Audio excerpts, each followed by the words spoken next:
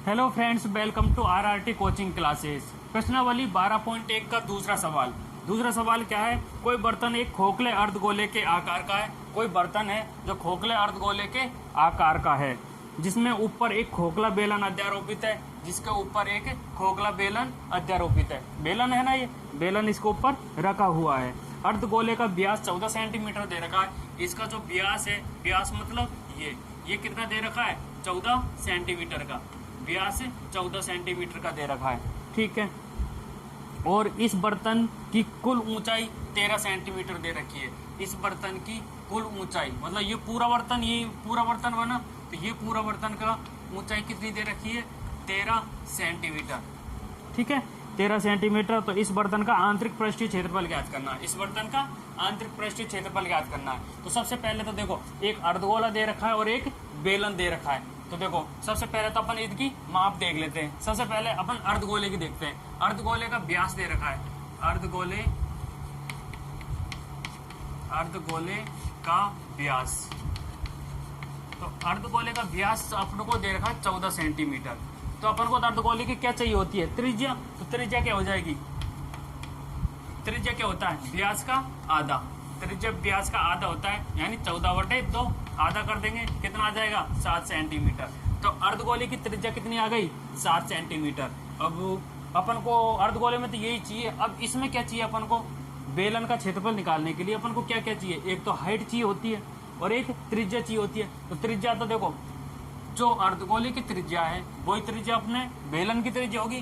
तो अर्धगोले की जो त्रिज्या है वही बेलन की त्रिज्या हो जाएगी। तो बेलन की त्रिज्या कितनी हो गई? तो बेलन की त्रिज्या कितनी हुई? बेलन की त्रिज्या भी अपनी कितनी हो गई? 7 सेंटीमीटर। फिर अब देखो, बेलन की ऊंचाई कितनी हो जाएगी ये बताओ? बेलन की ऊंचाई कितनी हो जाएगी? तो देखो, ये पूरा 13 सेंटीमीटर का दे रहा है, तो ये कितने का होगा ये बताओ? कैसे देखेंगे? देखो, अपना अर्धगोला है, अर्धगोले की ये 7 सेंटीमीटर ये त्रिज्या है। अगर मैं मान लो यहाँ से या ये इसको केंद्र से और यहाँ से ये खींचूं, तो ये भी तो त्रिज्या होगी। तो ये त्रिज्या 7 सेंटीमीटर, तो ये भी 7 सेंटीमीटर की त्रिज्या हो गई। तो ये 7 सेंटीमीटर है, तो यहाँ से अपन को मतलब ये दूरी काट देनी है इसकी। कौन सी? त्रिज्या। तो त्रिज्या काट देंगे तो इसकी हाइट आ जाएगी, यानी 13 में से 7 घटाएंगे, कितना आ जाएगा? 6 सेंटीमीटर। तो 6 सेंटीमीटर क्या आ गया? बेलन की ऊंचाई 6 सेंटीमीटर आ गई। अब अपन को इस बर्तन का क्या निकालना है? क्षेत्रफल। तो इस बर्तन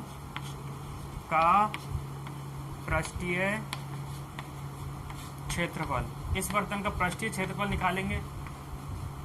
तो कैसे निकालेंगे? एक तो अर्धगोला है, तो पहले तो अर्धगोले का क्षेत्रफल निकालेंगे।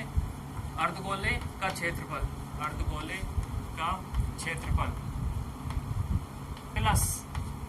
प्लस किसका ऐड हो रहा है इसमें? बेलन का क्षेत्रफल।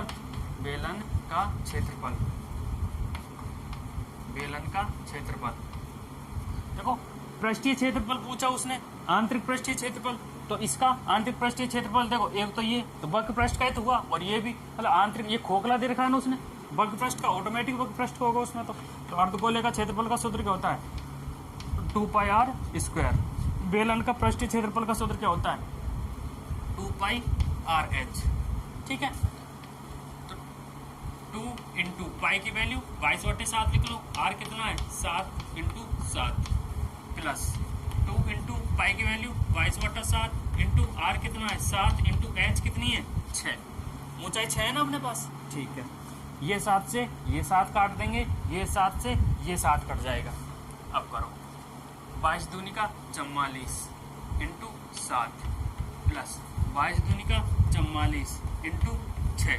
ठीक है, अब इसका मल्टीप्लाई कर लो। 7 28 का 8 का 7 चौका 28, 28 और 2 30, 308 प्लस 6 चौका 24, 6 चौका 24, 24 और 2 26। जोड़ लो इनको, 8 4 12, 6 और 1 7, 3 2 5, 572 क्षेत्रफल है। तो अपन ने वर्ग सेंटीमीटर, ये अपना आंसर हो जाएगा। ठीक है, थैंक यू।